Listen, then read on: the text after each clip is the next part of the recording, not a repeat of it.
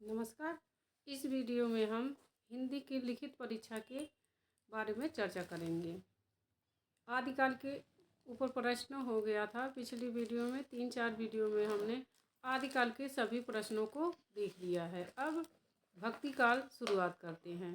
तो सबसे पहले भक्ति काल जो भक्ति आंदोलन है उसका उद्भव कैसे हुआ, शुरुआत कैसे हुआ, इसके बारे में इस वीडियो में चर्चा करेंगे। मोस्ट इम्पॉर्टेंट प्रश्न है, भक्ति काल हिंदी साहित्य का सबसे महत्वपूर्ण युग है। इसे स्वर्ण युग भी कहा जाता है। हिंदी साहित्य के हर युग इम्पोर्टेंट है, ठीक है, तो सब पर प्रश्न आ सकता है, लेकिन भक्ति काल बहुत बड़ा है और इसे स्वर्ण युग भी कहा गया है, जो इससे प्रश्न आने की संभावना है। सबसे पहले इसके उद्भव को देखेंगे कि भक्ति आंदोलन का शुरुआत कैसे हुआ और भक्ति कहते किसे हैं। इसमें हम दो तरह के प्रश्न देखेंगे। तो आप दो तरह के मैंने प्रश्न लिए हैं भक्ति आंदोलन के उद्भव और विकास के, दोनों 100% सही हैं। तो आप दोनों तरीके में से दोनों लिख सकते हो या दोनों में से एक लिख सकते हो, दोनों सही है।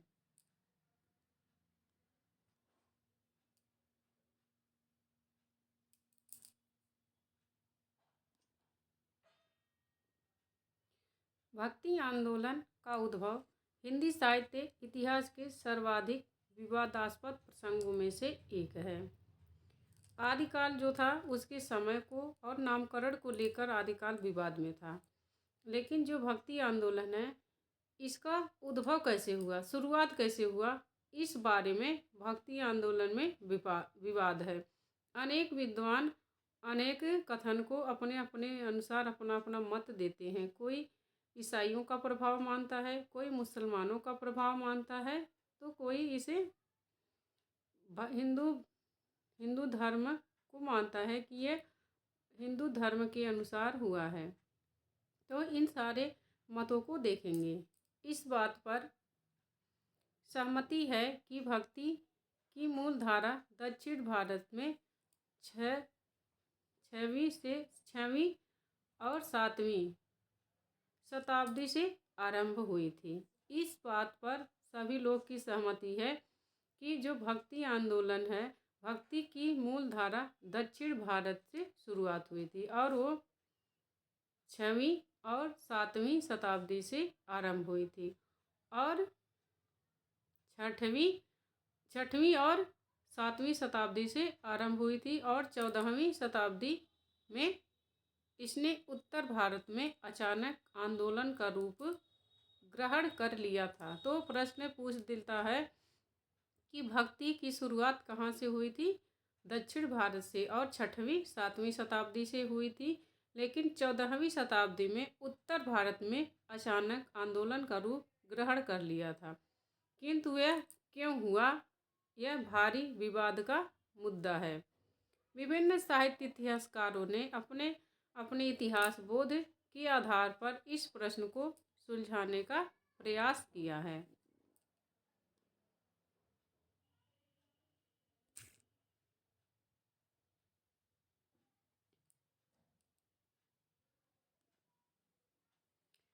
अब देखते हैं भक्ति का उद्भव। गौरतलब है कि जहाँ तक भक्ति के उद्भव का प्रश्न है, इसके मूल संकेत वैदिक साहित्य में अत्यंत सीमित रूप से दिखाई पड़ते हैं। श्वेताश्वर उपनिषद में इसका आरंभिक परिचय मिलता है, तो शांडिल्य सूत्र तथा नारद भक्ति सूत्र में उसका गंभीर विवेचन विद्यमान है। आगे चलकर बौद्ध और जैन धर्मों में करुणा की प्रस्तावना है तथा भागवत धर्म के उदय के साथ ही व्यवस्थित रूप में भक्ति का विचार उपस्थित होता है। उत्तर भारत में श्रीमद् भागवत तथा दक्षिण भारत में दिव्य प्रबंधम भक्ति के सैद्धांतिक आधार बने। उत्तर भारत में श्रीमद् भागवत तथा दक्षिण भारत में दिव्य प्रबंधम संस्कृत सैद्धांतिक भक्ति के आधार बने। यही भक्ति धीरे धीरे एक धारा बनी और 14वीं शताब्दी में उसने आंदोलन का रूप धारण कर लिया।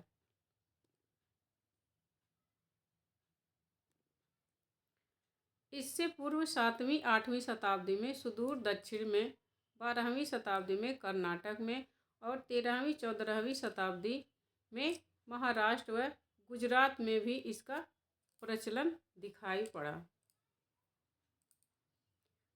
अब इसकी वास्तविक विवाद का कारण क्या है? यहाँ यह ध्यान रखना जरूरी है कि 14वीं शताब्दी के संदर्भ में जिस विवाद की व्याख्या की जाती है वह भक्ति के उद्भव का नहीं बल्कि भक्ति आंदोलन के उद्भव का है। इसलिए विवाद इस बिंदु पर होना चाहिए कि 14वीं शताब्दी उत्तर भारत में ऐसे कौन कारण मौजूद थे जिन्होंने भक्ति को एक बड़े आंदोलन का रूप दे दिया। इसमें बताया जा रहा है कि भक्ति का उद्भव के लेकर विद्वानों में मतभेद नहीं है, बल्कि भक्ति आंदोलन के उद्भव को लेकर विद्वानों में मतभेद है। और वह कौन सा ऐसा कारण है कि जिसके कारण भक्ति आंदोलन इतना बड़ा आंदोलन का रूप ले लिया।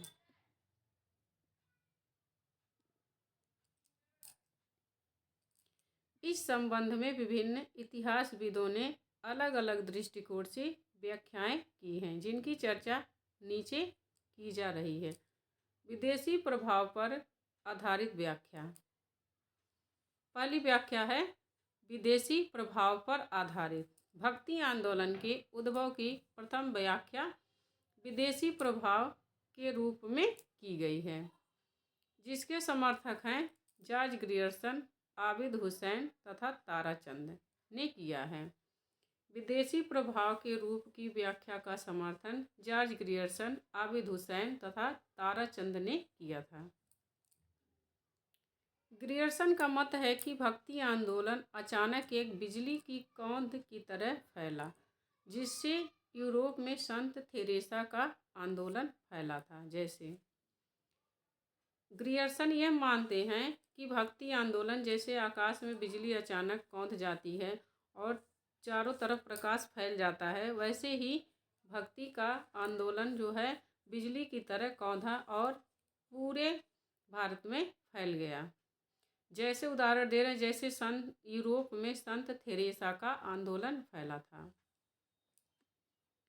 उनके मुताबिक दूसरी तीसरी शताब्दी में मद्रास के निकट के कुछ नेस्टोरियन ईसाई आकर बसे थे। जॉर्ज ग्रियर्सन यह मानते हैं कि भक्ति का आंदोलन किसकी देन है? ईसाइयत की देन है। इन्हीं की परंपरा से आगे चलकर रामानुज प्रभावित हुए और भक्ति आंदोलन अस्तित्व में आया। ताराचंद और आबिद हुसैन भक्ति आंदोलन को इस्लाम की देन बताते हैं। यहाँ की रहेगा, इस्लाम की देन बताते हैं। मोस्ट इम्पोर्टेंट प्रश्न है, अगर जो आप ऐसे पेपर में लिख देंगे तो आपकी जो कॉपी में नंबर है एक भी नंबर कटेगा नहीं। ताराचंद का मत है कि इस्लाम के आगमन के साथ साथ कुछ सूफी लोग भारत के पश्चिमी तट पर बसे, जो ईश्वर की साधना करते हुए हाल की अवस्था तक पहुंच जाते थे। इन्हीं की प्रेरणा से ईश्वर की भक्ति का भाव प्रचलित हुआ तथा भक्ति आंदोलन विकसित हुआ।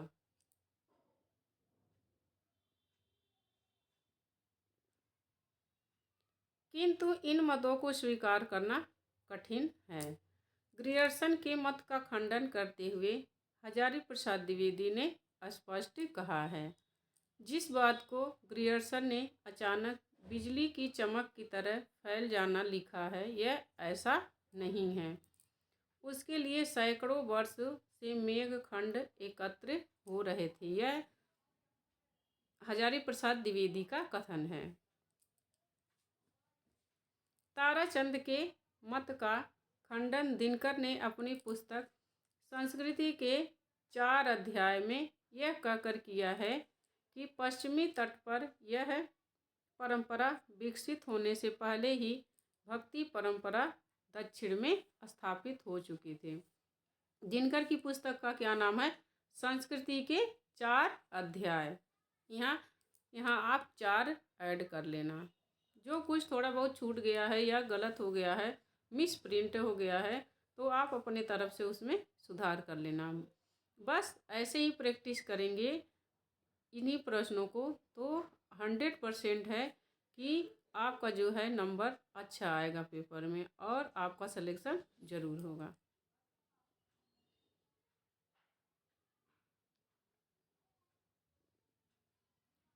मार्क्सवादी व्याख्या, ये हेडिंग डाल लेना आप लोग। मार्क्सवादी व्याख्या भक्ति आंदोलन के उद्भव संबंधी द्वितीय व्याख्या मार्क्सवादी व्याख्या है, जिसे मुख्यतः इरफान हबीब और के दामोदरन ने प्रस्तावित किया था। मुक्तिबोध ने भी कुछ लेखों में यही मत प्रस्तुत किया है। हबीब के अनुसार दिल्ली सल्तनत की स्थापना के कारण जब बड़े पैमाने पर सड़क और भवन निर्माण आरंभ हुआ तो निम्न वर्णों की आर्थिक स्थिति में अचानक सुधार आया, जिससे उनके भीतर सामाजिक प्रतिष्ठा की भूख बढ़ी। इसी तनाव, बेचैनी, छटपटाहट ने निर्गुण संत काव्य को जन्म दिया, जो भक्ति आंदोलन का आरंभिक बिंदु है। इसका प्रमाण यह है कि संत काव्य धारा में शामिल सभी कवि प्रायः निम्न वर्ण से ही संबंधित हैं। के दामोदरन का मत है कि भक्ति आंदोलन सामंतवाद के विरुद्ध व्यापारी वर्ग और दस्तकारों की प्रतिक्रिया है।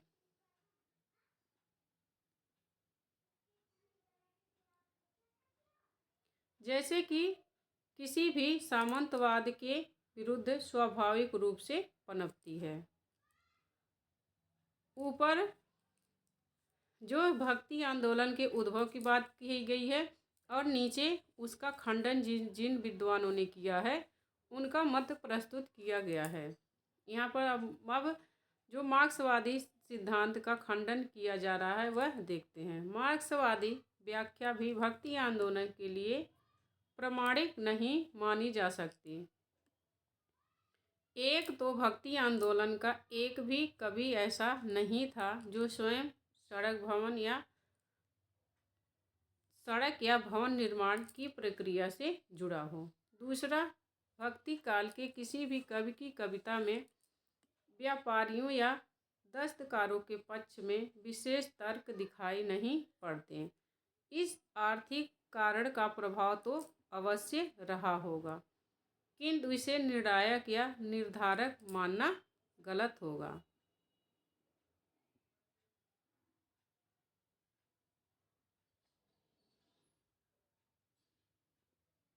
आचार्य शुक्ल की व्याख्या। शुक्ल जी की व्याख्या सबसे महत्वपूर्ण मानी जाती है। शुक्ल जी की व्याख्या और हजारी प्रसाद द्विवेदी जी की व्याख्या। अब यहाँ शुक्ल जी की व्याख्या देखते हैं। भक्ति आंदोलन के उद्भव की एक अत्यंत महत्वपूर्ण व्याख्या आचार्य शुक्ल जी ने प्रस्तुत की है, जो जनता की चित्तवृत्ति के आधार पर इस आंदोलन का विश्लेषण करते हैं। डॉक्टर रामस्वरूप चतुर्वेदी, बाबू गुलाब राय, राम कुमार वर्मा भी इसका समर्थन करते हैं।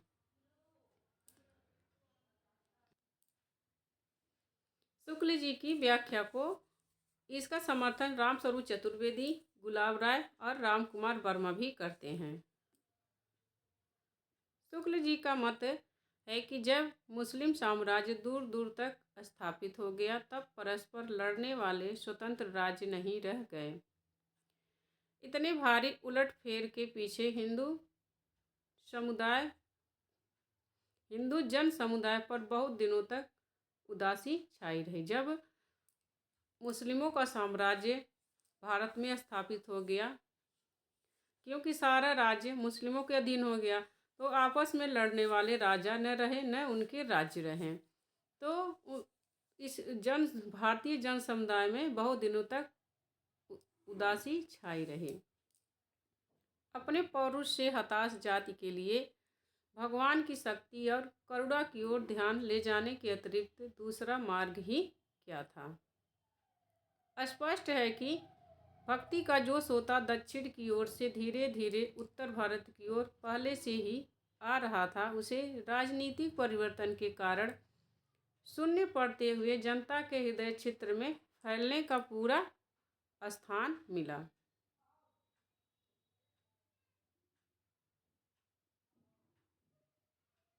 बाबू गुलाब राय तथा राम कुमार वर्मा ने भी प्रकारांतर से यही बात रखी है। डॉक्टर रामस्वरूप चतुर्वेदी ने वल्लभाचार्य के संकेत देश म्लेच्छ क्रांत है के आधार पर इस व्याख्या का समर्थन किया है। अब शुक्ल जी की व्याख्या का खंडन आचार्य हजारी प्रसाद द्विवेदी जी करते हैं। उसके बाद हम आचार्य हजारी प्रसाद द्विवेदी जी का देखते हैं। आचार्य द्विवेदी जी की व्याख्या भक्ति आंदोलन के उद्भव को चतुर्थ महत्वपूर्ण व्याख्या है। आचार्य हजारी प्रसाद द्विवेदी जी ने की, जिनका समर्थन नामवर सिंह ने किया है। चतुर्थ व्याख्या हजारी प्रसाद द्विवेदी जी ने की और उनका समर्थन नामवर सिंह ने किया। द्विवेदी जी का इतिहास दर्शन यह है कि वे किसी भी घटना की व्याख्या ऐतिहासिक प्रभावों के संदर्भ में करते हैं। द्विवेदी जी की इतिहास दर्शन की क्या विशेषता कि वह ऐतिहासिक प्रभाव के कारण करते हैं, संदर्भ में करते हैं। इस संदर्भ में भी उनका स्पष्ट मत है कि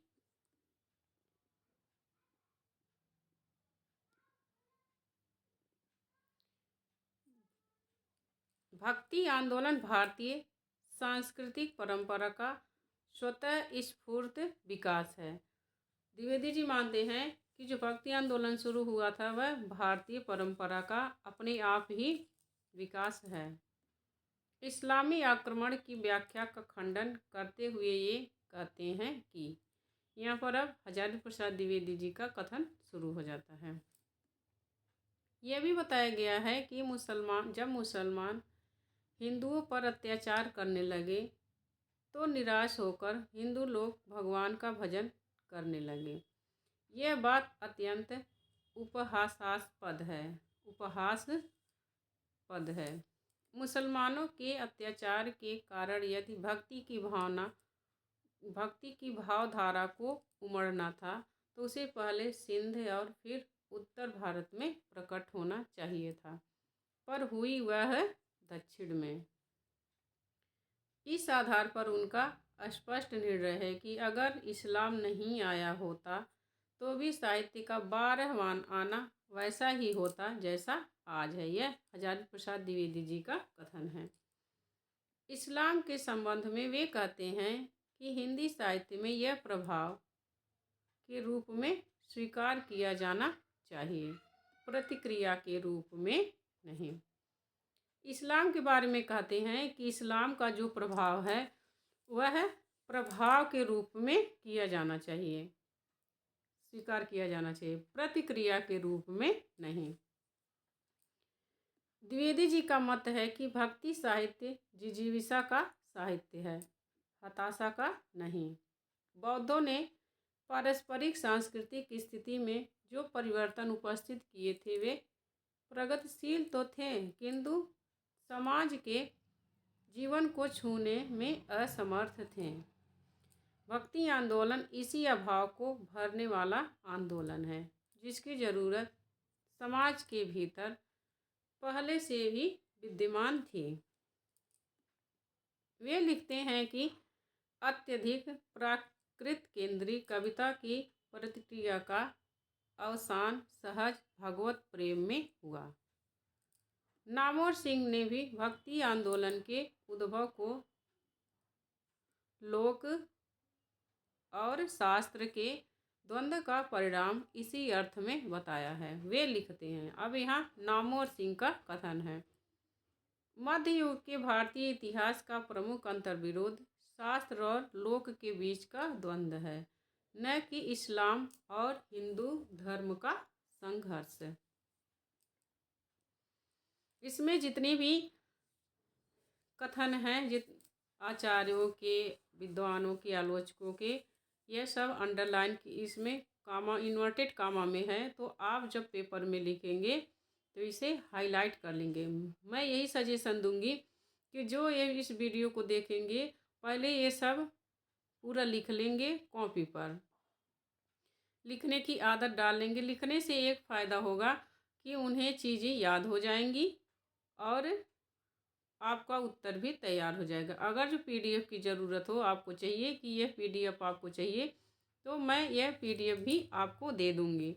आपको हमारे व्हाट्सएप नंबर पे कांटेक्ट करना है तो आपको पीडीएफ ये मिल जाएगी। उसके बाद आप पीडीएफ देख देख के वैसे लिख के, मुझे पूरा विश्वास है कि अगर जो आप ऐसे प्रश्न लिख देंगे जैसे मैं करवा रही हूँ, जितने भी प्रश्न, तो आपके एक नंबर भी नहीं कटेंगे। सारे नंबर, सारे जो प्रश्न हैं आपको अच्छे नंबर इसमें ज़रूर मिलेंगे।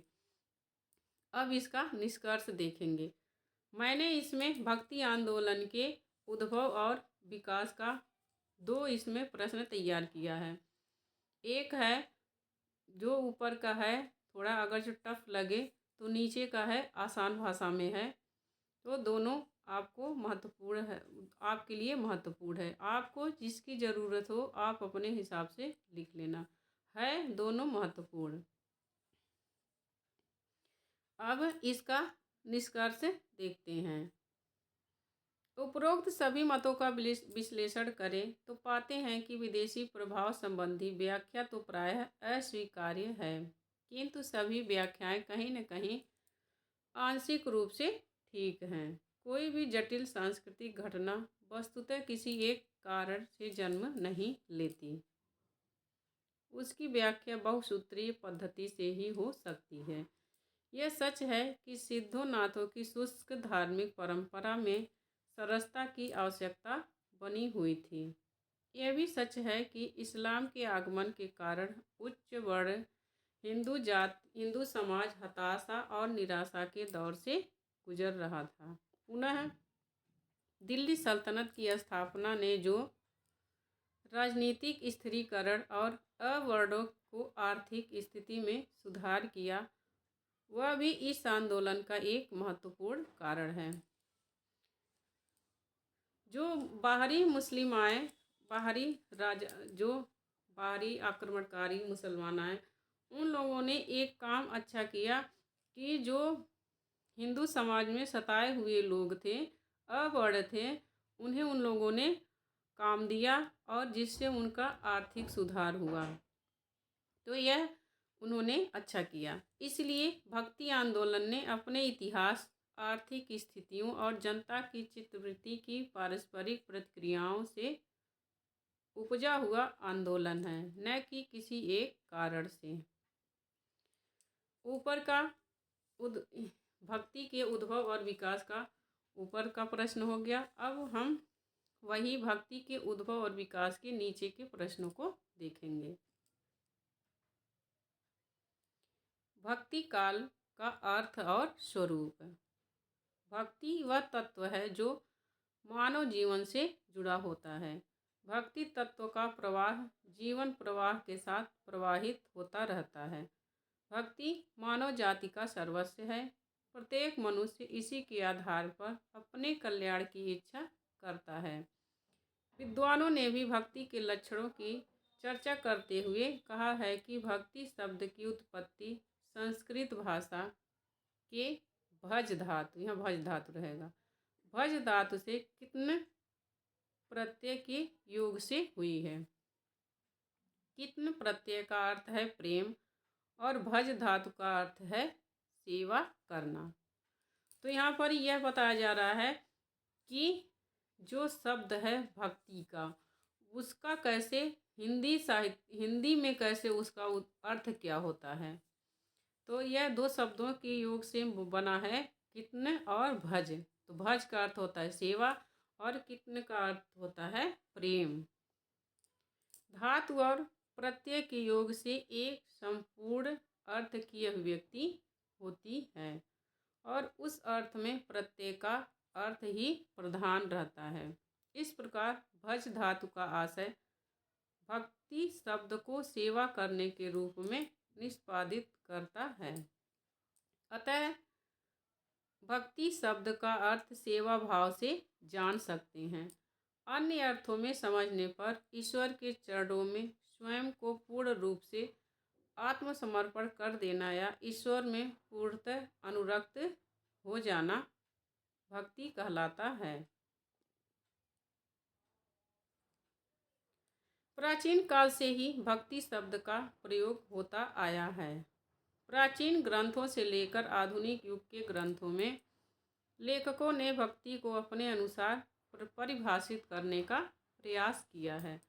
श्री आदि शंकराचार्य की विवेक चूड़ामणि में भक्ति संबंधी यही मान्यता है कि वास्तविक स्वरूप का अनुसंधान ही भक्ति कहलाता है और कभी कभी स्वामित्व अनुसंधान भी भक्ति ही है। अब नीचे यहाँ शंकराचार्य के कथन हैं।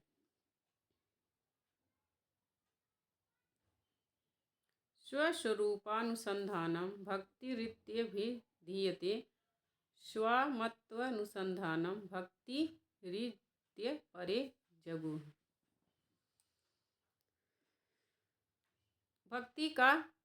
भक्ति धर्म का रसात्मक रूप है। आचार्य शुक्ल ने भक्ति की अत्यंत सारगर्भित परिभाषा अपने सूत्र शैली में इस प्रकार दी है।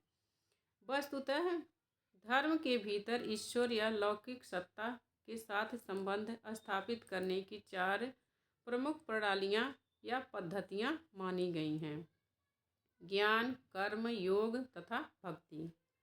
जहाँ तक ज्ञान मार्ग का प्रश्न है, यह न केवल निरस व शुष्क है बल्कि अत्यंत सूक्ष्म तथा जटिल होने के कारण विशिष्ट वर्ग तक ही सीमित है। यही कारण है कि शंकराचार्य द्वारा ज्ञान मार्ग की स्थापना के बावजूद लोक जीवन में उसे पूर्ण स्वीकृति कभी नहीं मिली।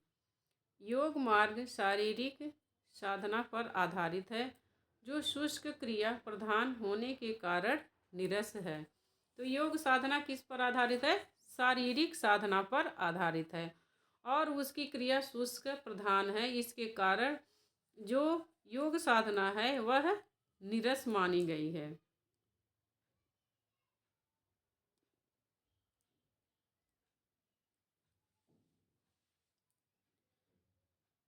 पुनः इसमें निहित कठिनाइयों के कारण यह भी एक वर्ग तक को सीमित है जो कठोर शारीरिक अनुशासन तथा नियमन में समर्थ है।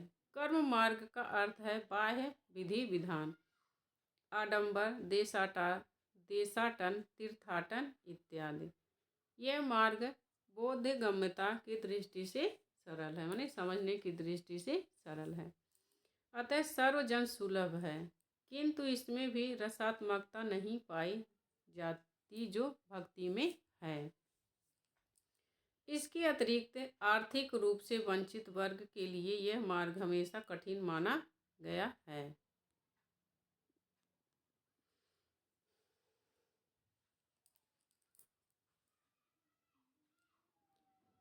भक्ति मार्ग धर्म का रसात्मक स्वरूप है, क्योंकि यह बुद्धि, शरीर या क्रियाओं पर आधारित न होकर मनुष्य की भावनाओं पर आधारित है। भक्ति बुद्धि और शरीर की क्रियाओं पर आधारित नहीं है, बल्कि किस पर आधारित है? मनुष्य की भावनाओं पर आधारित है, क्योंकि भक्त का ईश्वर के प्रति मन में उसकी श्रद्धा होती है। ईश्वर विषयक रति के भाव को अभिव्यक्ति ही भक्ति है। स्पष्ट है कि भक्ति न केवल सर्वजन सुलभ है बल्कि सर्वाधिक मार्मिक भी है। यही कारण है कि लोक जीवन में जब धर्म में आंदोलन का रूप लिया तो उसका माध्यम भक्ति ही बनी।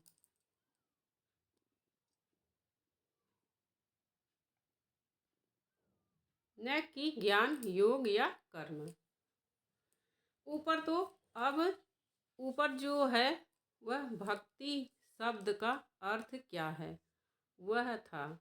अब यहाँ पर भक्ति आंदोलन के उदय के क्या कारण थे यह सब नीचे बताया जा रहा है। ऊपर यह बताया गया कि भक्ति कहते किसे हैं। भक्ति काव्य का उद्भव एवं विकास। भारतीय धर्म साधना में प्रेम भक्ति का विशिष्ट स्थान है। भक्ति उद्भव के संदर्भ में विभिन्न विद्वानों ने अपने अपने मत व्यक्त किए हैं। मोनियर विलियम्स के अनुसार भक्ति शब्द की उत्पत्ति भज धातु से हुई है, जिसका अर्थ होता है भाग लेना। भाग लेना माने किसी चीज़ का हिस्सा बनना, भाग लेना, भाग जाना नहीं। भक्ति के धर्म प्रथम उल्लेख के संबंध में आचार्य परशुराम चतुर्वेदी जी लिखते हैं। अब यहाँ पर भक्ति के उल्लेख के संबंध में यहाँ पर परशुराम चतुर्वेदी जी का कथन है। भक्ति शब्द का सर्वप्रथम उल्लेख श्वेताश्वर उपनिषद यहाँ पर बताया गया 6 और 33 में मिलता है। यह भी उल्लेखनीय है कि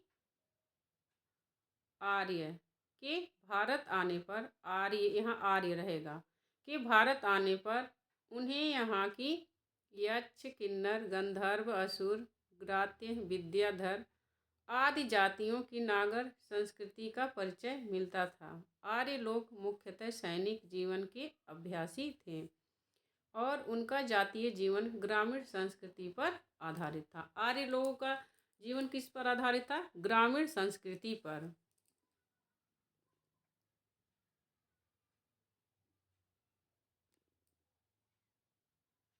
इन दोनों के मिलन और पारस्परिक आदान प्रदान से भारतीय संस्कृति का विकास हुआ, जिसकी छत्र छाया में भक्ति परंपरा का बीज विकसित हुआ। कुछ विद्वानों का विचार है कि भक्ति युग का आविर्भाव राजनीतिक पराभव तथा अविच्छिन्न धार्मिक, सांस्कृतिक और सामाजिक भावना का परिणाम है। देश में मुगल साम्राज्य के दौरान हिंदू देव मूर्तियाँ तोड़ी जा रही थीं और हिंदू जनता हताश हो गई थी। आचार्य रामचंद्र शुक्ल जी कहते हैं, या वहीं पर शुक्ल जी का भी कथन इसमें भी है। मैं तो यह कहूँगी कि आप दोनों, जो मैंने दोनों इसमें भक्ति के बारे में बताया है, मैंने 2 जगह से लिया है, 2 किताबों से, तो मुझे दोनों अच्छा लगा, इसलिए मैंने 2 तरह का इसमें दे दिया है। आप दोनों पढ़ लेना और दोनों का बेस्ट निकाल कर आप ऐड कर देना, क्योंकि एग्ज़ाम में सबसे बेस्ट आपको करना है। एक ही प्रश्न आएगा, सब लोग उसी प्रश्न को लिखेंगे। यह यहाँ पर यह कंपटीशन रहता है कि प्रश्न एक ही रहेगा और सब लोग उसी प्रश्न की आत्माभिव्यक्ति करेंगे जो याद किए होंगे। उसमें सबसे बेस्ट जिसका रहेगा उसको सबसे अच्छा नंबर मिलेगा। तो इसीलिए मेरे इस दोनों 2 जगह 2 किताबों से मैंने लिया है, तो दोनों किताबों का आप पढ़ लो और सब इन दोनों का बेस्ट छांट करके एक आप अपना नोट्स बनाओ और वही रटो। और अगर जो PDF चाहिए तो मैं आपको दे भी सकती हूँ PDF। अब शुक्ल जी लिखते हैं कि राजनीतिक उलटफेर के पीछे हिंदू जन समुदाय का बहुत दिनों तक उदासी छाई रही। अपने पौरुष से हताश जाति के लिए भगवान की शक्ति और करुणा की ओर ध्यान ले जाने के अतिरिक्त दूसरा मार्ग ही क्या था। अब बाबू गुलाब राय का भी मत देखते हैं। मनोवैज्ञानिक तथ्य के अनुसार हार की मनोवृत्ति में 2 बातें संभव हैं, या तो अपनी आध्यात्मिक श्रेष्ठता दिखाना या भोग विलास में पड़कर हार को भूल जाना। भक्ति काल में लोगों ने पहले प्रकार की प्रवृत्ति पाई गई है। भक्ति काल में लोगों में पहले प्रकार की प्रवृत्ति पाई गई है। पाश्चात्य विद्वानों ने भारतीय धर्म साधना में भक्ति के उदय के संदर्भ में पाश्चात्य विद्वान वेबर, कीथ, ग्रियर्सन तथा विल्सन आदि ने भक्ति को ईसाई धर्म की देन बताया है। पाश्चात्य विद्वानों ने भारतीय साधना में भक्ति का उदय के संदर्भ में, अब जो यहाँ पर विद्वान हैं इन सब ने ईसाई धर्म की देन बताया है। ग्रियर्सन का कहना है कि ईसा की दूसरी तीसरी सदी में कुछ ईसाई मद्रास आकर बसे थे, जिनके प्रभाव से भक्ति का विकास हुआ। कुछ विद्वानों ने कहा है कि भारतीय भक्ति आंदोलन मुगल संस्कृति के संपर्क की देन है और शंकराचार्य, निम्बार्क, रामानुज, रामानंद, वल्लभाचार्य, आलवार संत, वीर शैव और लिंगायत आदि शैव संप्रदायों की दार्शनिक मान्यता पर मुस्लिम प्रभाव है। जो लोग ईसाइयत की देन बताते हैं या जो लोग बताते हैं कि मुसलमानों के आने से भारत में भक्ति आंदोलन का उदय हुआ, वह बताते हैं कि इन संप्रदायों पर मुस्लिम का प्रभाव है। हमारे भारतीय विद्वानों ने पाश्चात्य विद्वानों के उक्त मतों का खंडन कर भक्ति का मूल उद्गम प्राचीन भारतीय स्रोतों से सिद्ध किया है। आचार्य हजारी प्रसाद द्विवेदी ने हिंदी साहित्य में भक्ति के उदय के संबंध में लिखा है।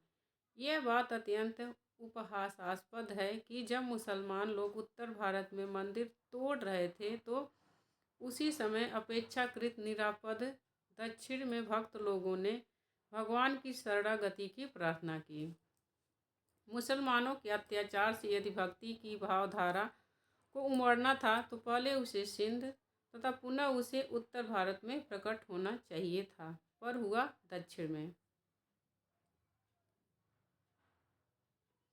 अब यहाँ पर डॉक्टर सत्येंद्र का कथन है कि भक्त उदय द्रविड़ से मानते हुए लिखते हैं। डॉक्टर सत्येंद्र भक्ति काल का उदय द्रविड़ों से मानते हुए लिखते हैं कि भक्ति द्रविड़ी उपजी लाए रामानंद।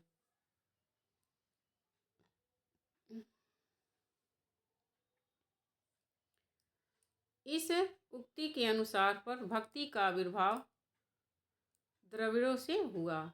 उक्तिकर्ता संभव यह नहीं जानते हैं कि इन शब्दों पर कितने गहरे सत्य को प्रकट कर रहा है। अब यहाँ पर हमारा भक्ति काल के उद्भव जो है, भक्ति काल का उद्भव खत्म होता है। अब आगे देखते हैं कि भक्ति काल की परिस्थितियाँ क्या थी या पृष्ठभूमि क्या थी जिसके कारण भक्ति आंदोलन उभरा था। अब हम भक्ति काल की परिस्थितियाँ देखते हैं। हिंदी साहित्य के पूर्व मध्य काल को भक्ति काल या स्वर्ण काल कहा जाता है। इस काल में भक्ति काव्यधारा के साथ काव्य की अन्य परंपराएं भी रही हैं। भारत में मध्यकाल की भागवत पुराण प्रमुखता से रही। भागवत दक्षिण भक्ति से दक्षिण होकर उत्तरी भारत भक्ति परंपरा से स्वरूप होकर पूरे भारतवर्ष में व्याप्त हो गई। अब ऊपर का जो प्रश्न हमने करवाया है, तो अगर जो भक्ति काल के आंदोलन पर प्रश्न आएगा, भक्ति काल के उद्भव और विकास पर प्रश्न आएगा, भक्ति काल किसे कहते हैं, इन सब पर आएगा तो आपको ऊपर वाला प्रश्न लिखना है। और नीचे वाला जो प्रश्न है, पूछ ले कि भक्ति काल की पृष्ठभूमि क्या है या भक्ति काल की परिस्थितियों पर प्रकाश डालिए। तो इस तरीके के जो प्रश्न आए अगर जो, तो आपको यह नीचे वाला प्रश्न लिखना है। भारतीय साहित्य का मूल स्वर भक्ति रही है। भगवान की निर्गुण एवं सगुण भक्ति पर बल दिया गया था। तत्कालीन भारत की सभी प्रमुख मराठी, गुजराती, पंजाबी, बंगला, तमिल, मलयालम और कन्नड़ आदि भाषाओं में भक्ति साहित्य लिखा गया। शुक्ल जी ने ज्ञानाश्रयी, प्रेमाश्रयी, राम भक्ति काव्य, कृष्ण भक्ति काव्य आदि भक्ति धाराओं का उल्लेख किया। भक्ति कालीन साहित्य के उद्भव और विकास की समुचित रूप में अवगत करने के लिए तत्कालीन परिस्थितियों कारणों का ज्ञान अनिवार्य है। अतः तत्कालीन विभिन्न परिस्थितियों का विवेचन निम्नलिखित प्रकार से किया जा रहा है।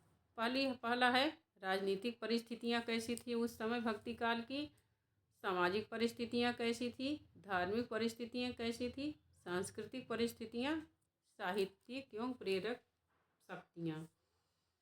अब मैंने कल के वीडियो में आदिकाल की पृष्ठभूमि बता दी है, तो उसे भी तैयार कर लेना है आप। अब इसमें दो तरह के प्रश्न बनेंगे, या तो पूरा एक ही प्रश्न दे देगा कि भक्ति काल की पृष्ठभूमि पर विचार कीजिए, या भक्ति काल की परिस्थितियों पर अपना मत प्रकट करिए या अपने विचार प्रस्तुत करिए। तो सारी परिस्थितियों पर आपको बताना है, राजनीतिक परिस्थितियाँ कैसी थी, सामाजिक परिस्थितियाँ, धार्मिक परिस्थितियाँ, सांस्कृतिक परिस्थितियाँ, साहित्यिक परिस्थितियाँ। तो इसमें से पांचों का आपको थोड़ा थोड़ा लिखना है। इसमें अगर एक ही प्रश्न पूछे, क्योंकि 250 शब्दों में लिखना रहता है और 150 शब्दों में लिखना रहता है पेपर में, तो इससे अगर इतना रहेगा तो बड़ा हो जाएगा। और अगर जो ऐसे प्रश्न पूछ ले कि भक्ति आंदोलन की राजनीतिक परिस्थितियों पर विचार व्यक्त करिए, तो आपको एक एक परिस्थिति पर लिखना है और इन परिस्थितियों में जितना दिया है उसको भी लिखना है और आपको अपनी तरफ से ऐड भी करना है। तो हम सबसे पहले देखते हैं राजनीतिक परिस्थितियाँ क्या थी भक्ति काल की।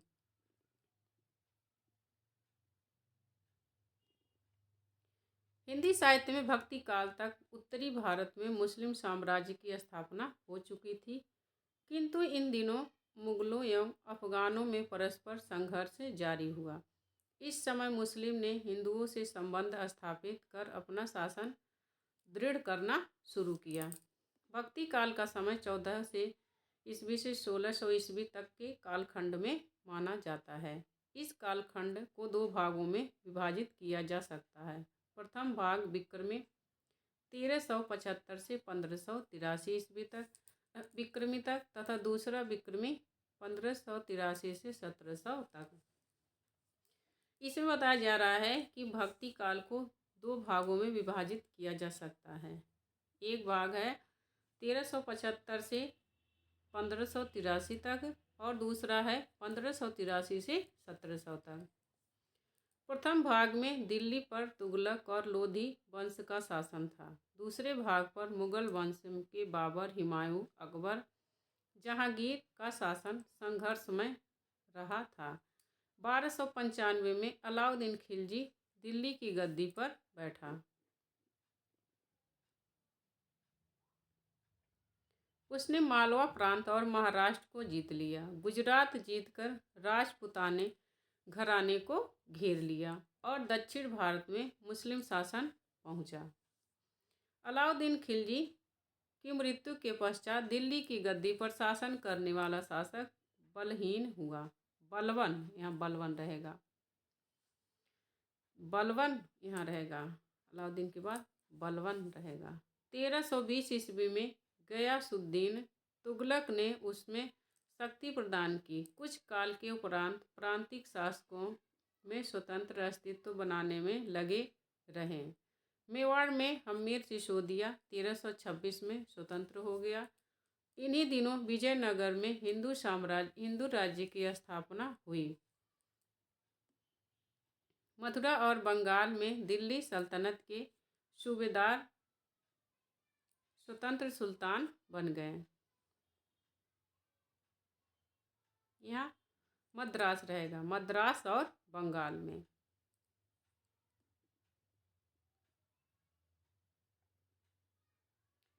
दक्षिण में बहामनी राज्य की स्थापना हुई।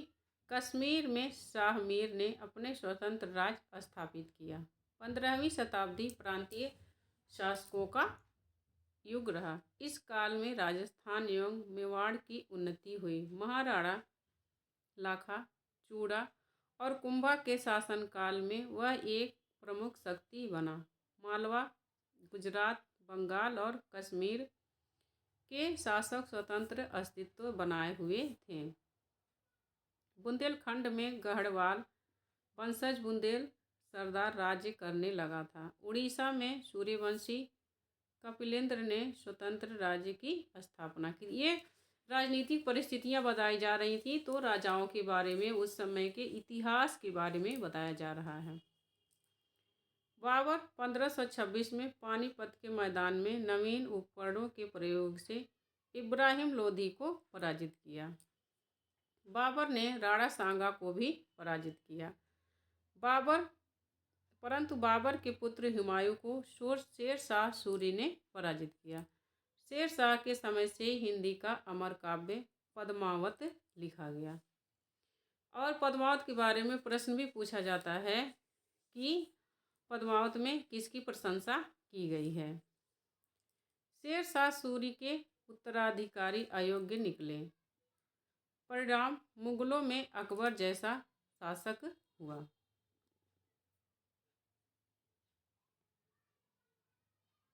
तत्कालीन छोटे छोटे राजाओं ने अकबर की अधीनता स्वीकार कर ली।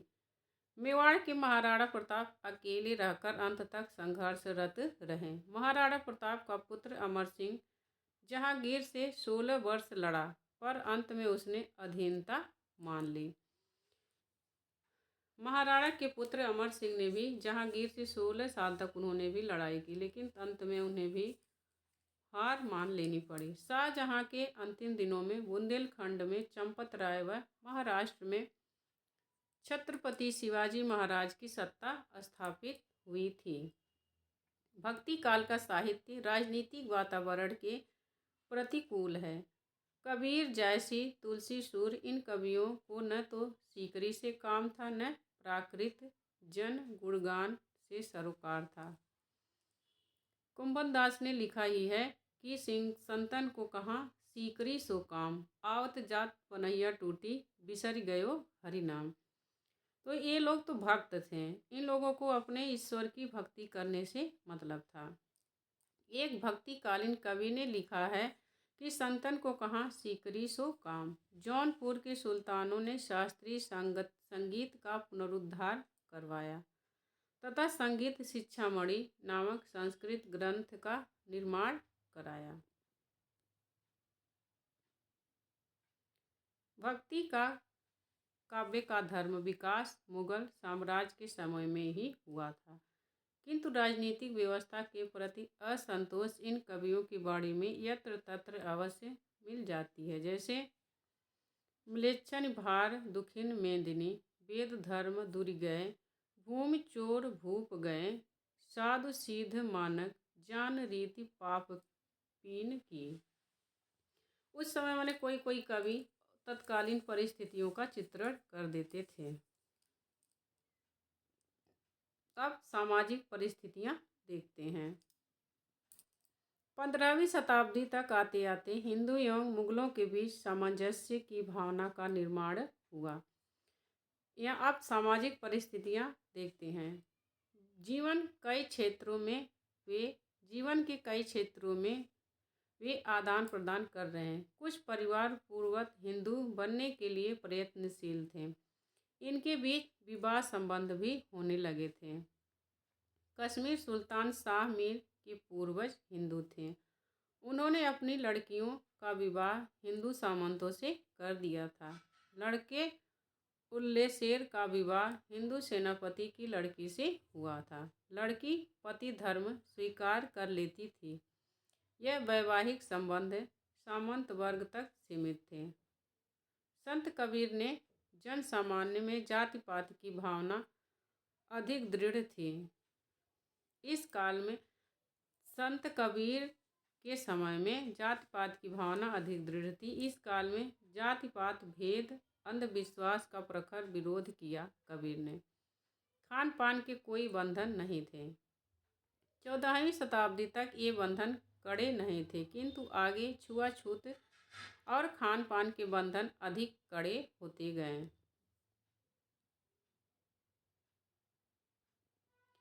शेर शाह ने जमींदारी प्रथा को बंद किया था, किंतु मुगलों ने फिर इसे शुरू किया। बादशाह व जमींदारों का जीवन भोग विलास व ऐश्वर्यपूर्ण था। बादशाह को प्रजा के सुख दुख का ध्यान नहीं रहता था।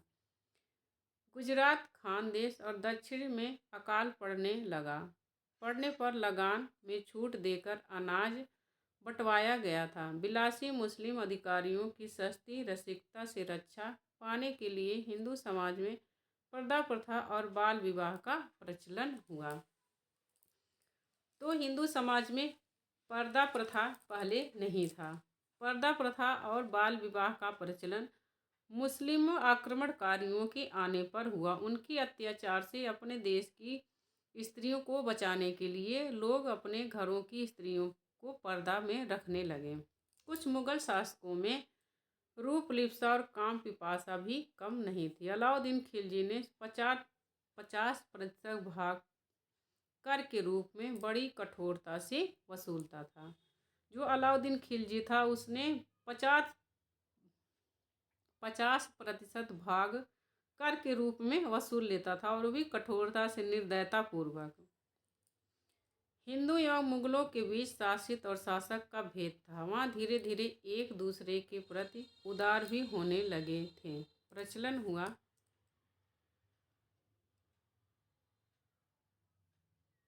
अब धार्मिक परिस्थितियाँ देखते हैं। इस काल की धार्मिक परिस्थितियाँ बड़ी शोचनीय थीं। विविध धर्म और संप्रदायों का प्रचलन था। इन धर्मों में परस्पर समन्वय की भावना नहीं थी। मुस्लिम लोग कट्टर थे और हिंदू धर्म थोड़ा उदार माना जाता है। इस काल में वैष्णव संप्रदाय धर्म परंपरा की जड़ें मजबूत कर रहा था। बौद्ध धर्म का विकृत रूप उभरा था। सूफी धर्म भी अपने जड़ें मजबूत बना रहा था। भक्ति काल के सभी प्रकार का संक्षिप्त वर्णन इस प्रकार है।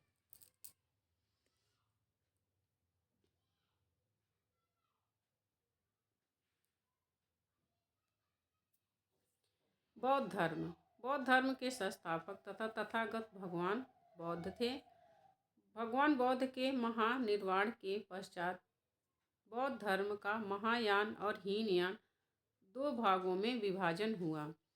हीनयान में सिद्धांत पक्ष की दार्शनिक जटिलता थी। परिणाम कम लोगों की आस्था उस संप्रदाय के प्रति बनी रही। महायान के सिद्धांतों की अपेक्षा व्यवहार पक्ष की प्रधानता दी गई थी। कालांतर में हीनयान में कट्टरता एवं संकीर्णता आई। हीनयान अधिक कट्टरता के कारण संकुचित होता चला गया और महायान अधिक उदारता के कारण विकृत। इसमें उदारता अधिक थी, इसीलिए उसमें विकृतता आ गई, विकृत हो गया। माने वो लोग जात पात का तो विरोध करते थे, महायान वाले ये ज़्यादा उदार थे, लेकिन इसमें भोग लिप्सा ये सब चीज़ें आ गई थी। मदिरा पीना ये सब सिद्ध लोग करते थे। बौद्ध धर्म की इस स्थिति का संपूर्ण लाभ शंकराचार्य और कुमारिल भट्ट ने उठाया और वैदिक हिंदू धर्म का पुनरुत्थान किया। सुसंस्कृत जनता शंकराचार्य की ओर आकृष्ट हुई। महायान संप्रदाय के कारण असंस्कृत वर्ग स्वयं को तंत्र मंत्र तथा व्यभिचारिता के वशीभूत किए रखा। इसलिए इसका कालांतर में मंत्रयान नाम पड़ा। किसका? महायान का। महायान मंत्रयान ने वाम मार्ग की मध्य, मांस, मथुरा, मैथुन मुद्रा आदि की अनेक मुद्राओं को अपना लिया। नारी के प्रति वासना वृत्ति को साधना का आवश्यक अंग माना गया, जो इसकी बहुत बड़ी सीमा थी सिद्ध साहित्य की। मंत्रयान से वज्रयान निकला और उसमें से 84 सिद्ध है। मंत्रयान यानी महायान से वज्रयान निकला और वज्रयान से 84 सिद्ध हुए। इनमें गोरखनाथ प्रमुख रहे। इन्होंने सिद्ध एवं नाथ संप्रदाय चलाया। गोरखनाथ को नाथ संप्रदाय और सिद्ध संप्रदाय दोनों में माना जाता है।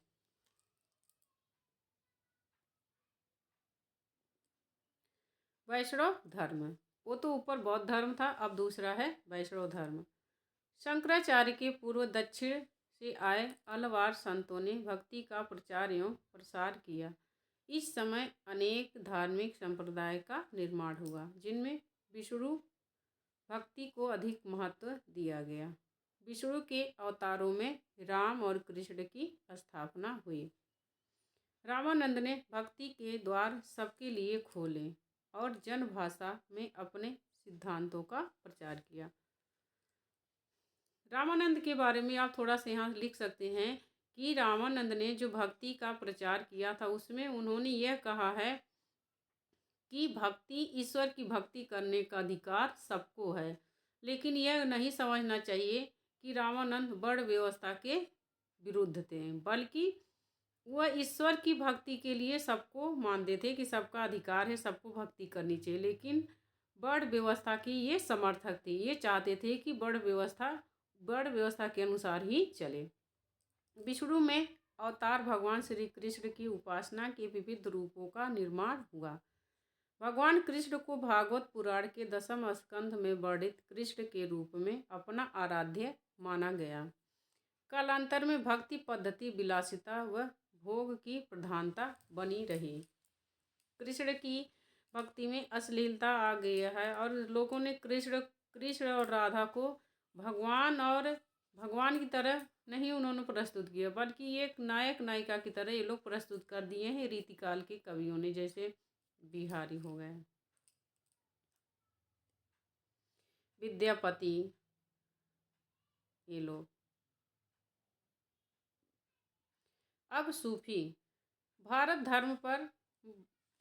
भारत पर मुस्लिमों के आक्रमण पूर्व ही सूफी संत कवियों ने इस्लामी वातावरण तैयार किया। कुछ संप्रदाय प्रचलित रहे।